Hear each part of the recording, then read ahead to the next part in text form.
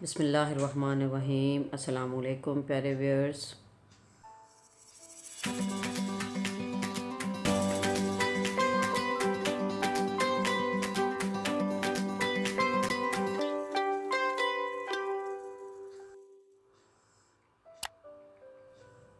जी प्यारे viewers, recipe of the day में आज मैं आपसे साथ रेसिपी जो शेयर करूंगी वो है एक स्वीट डिश की रेसिपी। तो इसमें है जी आज की रेसिपी लब्बे शीरी। तो चलते हैं हम अपनी रेसिपी की तरफ। तो सबसे पहले मैंने एक पैन ले लिया है और उसमें एक पैकेट रंग बिरंगी सेवइयों का वो लेके उसको हम बॉईल कर लेते हैं।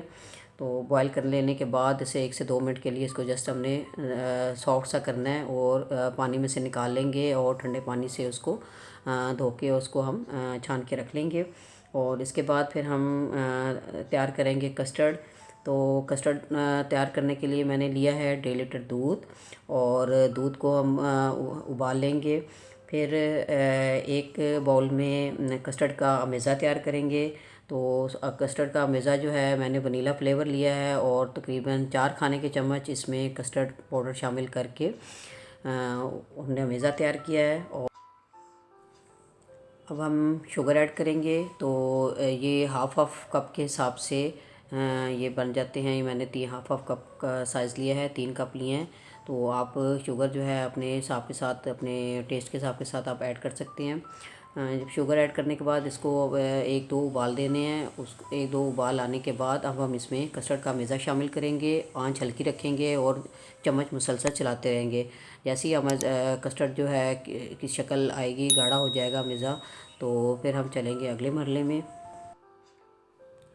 तो कस्टर्ड जितनी थिकनेस हमें इसकी चाहिए उतना हो गया है, रेडी हो गया है। अब हम इसमें सेवइयाँ ऐड करते हैं। सेवइयाँ उबाल के जो हमने रख ली थी तो उसको हम ऐड कर लेंगे और उसको अच्छे से मिक्स कर लेंगे। इसके बाद फ्रूट ऐड करेंगे। फ्रूट आपके पास जो अवेलेबल हों, जो फ्रूट आप लें, ड्राई फ्रूट्स लेना चाहें या फ्रेश फ्रूट लें, वो आपकी अपनी उस पे है, टेस्ट के हिसाब से है, या जो जो चीज़ें आपके पास अवेलेबल हैं वो आप इसमें ऐड कर सकते हैं। तो मैंने सिर्फ यहाँ पे फ्रेश फ्रूट्स लिए हैं।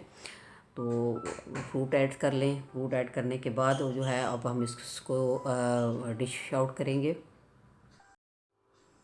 तो कुछ देर के लिए जब आपका कस्टर्ड और सेवइयाँ वो ठंडी हो जाएं तो उसके बाद आप इसको डिश आउट करते हैं। तो इसके लिए मैंने एक शीशे का बाउल ले लिया है। उसमें सबसे पहले मैंने लेयर लगाई है जेली की। तो जेली भी मैंने पहले से बना के रखी हुई थी, रेड कलर में और ग्रीन कलर में। तो जेली क्यूब्स मैंने ऐड किए हैं और इसके ऊपर अब कस्टर्ड और सेवइयों की एक तह लगा रही हूँ। तो और इस तरीके से तय दर तय जो जो फ्रूट्स और नट्स, जो आपके पास जो चीज़ें आपके पास अवेलेबल हैं, आप उससे उसकी खूबसूरती में इजाफ़ा कर सकते हैं। उसकी गार्निशिंग करके उसको खूबसूरत बनाया जा सकता है।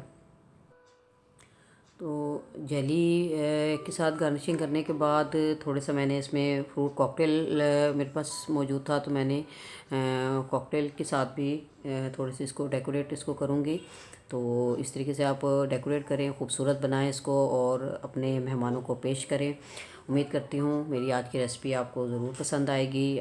बच्चों की, बड़ों की, सबकी ये फेवरेट रेसिपी है। और कोई भी त्यौहार हो, कोई भी मौका हो, तो ये आपके दस्तरखान को 4 चाँद लगा देगी। तो उम्मीद करती हूँ मेरी आज की रेसिपी आपको पसंद आएगी। अगर आपको रेसिपी पसंद आए तो लाइक करें, शेयर करें और सब्सक्राइब का बटन ज़रूर प्रेस करें। कमेंट बॉक्स में अच्छा सा कमेंट करके ज़रूर बताइएगा, अपना फ़ीडबैक ज़रूर दीजिएगा। और जल्दी मिलते हैं एक नई रेसिपी के साथ।